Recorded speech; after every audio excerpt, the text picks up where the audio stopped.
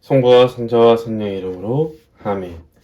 주님, 저로 하여금 알아야 할 것을 알게 하시고 사랑해야 할 것을 사랑하게 해주시며 당신 마음에 맞는 것을 찬미하게 하시고 당신께서 귀하다고 하시는 것들을 귀하게 여기게 해주시며 당신 눈에 더럽게 보이는 것들을 저도 하찮게 보게 해주소서. 성부와 성자와 성령의 이름으로 아멘. 준준선범 제30일 예수님을 모든 것 위에 사랑함. 그러므로 죽으나 사나 예수님께만 매달리며 그분의 영광에 너를 의탁하라.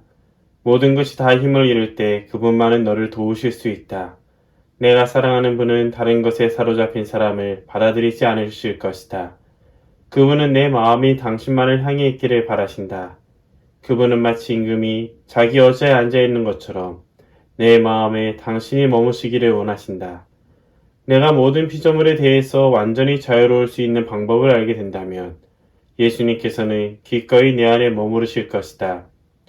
내가 예수님을 제쳐놓고 사람들한테 모든 신뢰를 둔다면 그것이 무엇이든 간에 완전한 실패임을 알게 될 것이다. 그러므로 바람에 흔들리는 갈대를 믿지도 말고 의탁하지도 마라.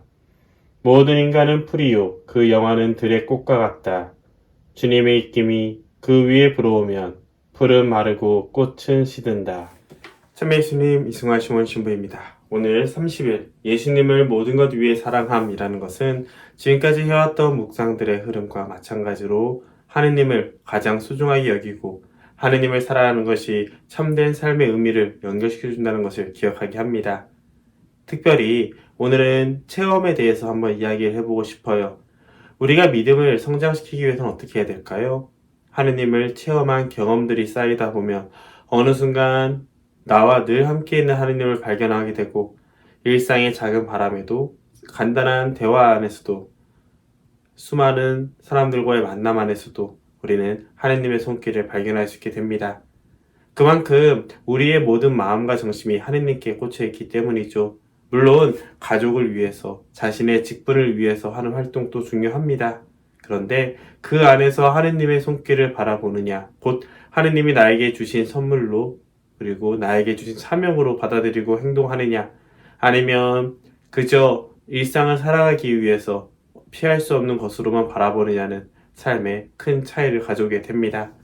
내 가족의 하느님께서 주신 선물로 받아들이고 내가 맡은 직분을 하느님이 나에게 맡기신 사명으로 여긴다면 우리는 보다 기쁨을 가지고 하느님의 일을 함께 할 수 있는 것이죠.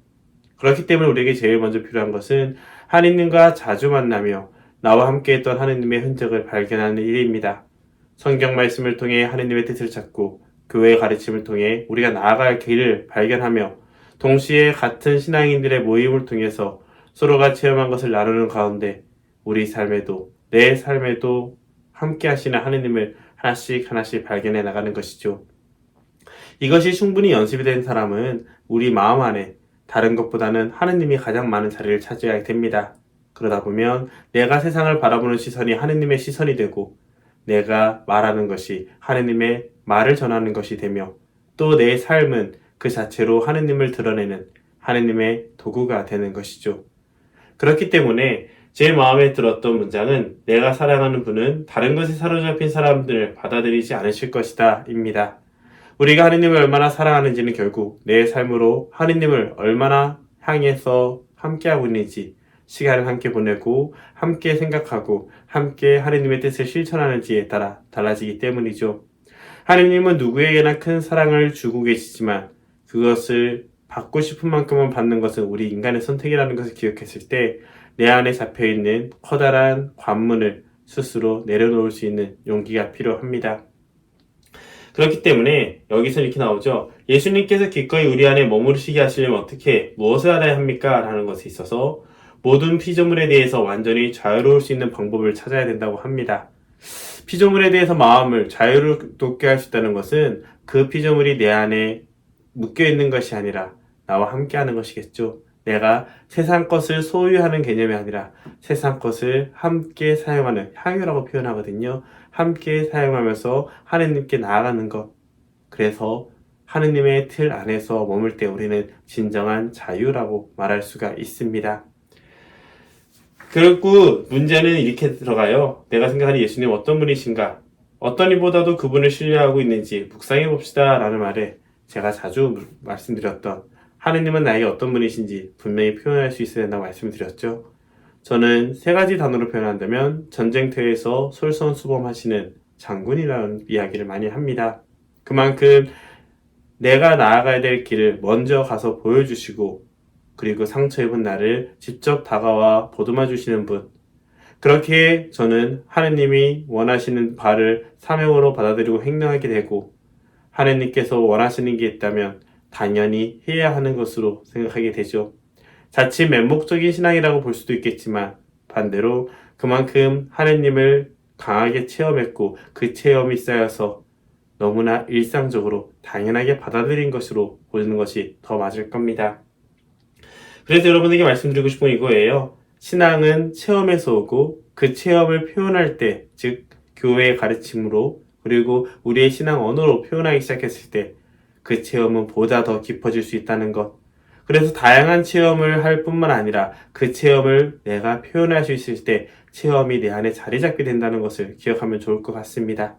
내 안에 자리 잡은 신앙 체험은 점점 나의 믿음이 되어서 다른 어떤 것보다도 하나님께 나아가는 수 있는 디딤돌이 되어줄 것이기 때문이죠. 이러한 희망을 가지고 있을 때 우리는 바로 오늘을 살아가면서도 하느님을 바라볼 수 있고 하느님을 바라보며 영원을 바라보면서도 오늘을 소홀히 하지 않을 수 있다는 걸 기억하면서 오늘 묵상 예수님을 모든 것 위해 사랑하기 위해서 세상 모든 것으로부터 자유로워지는 연습이 필요하다는 거 기억할 수 있었으면 좋겠습니다. 성부와 성자와 성령의 이름으로 아멘. 저희 주 하느님, 당신께 무한한 찬미와 찬양을 드리라는 저의 정성과 소원을 받아주소서. 당신의 형언할 수 없는 광대무변하심은 찬미와 찬양을 받아야 마땅합니다. 매 순간 당신을 그렇게 찬미하고 감사를 드리게 해달라고 천상의 모든 천사와 모든 신자와 함께 청하고 간구합니다. 성부와 성자와 성령의 이름으로 아멘.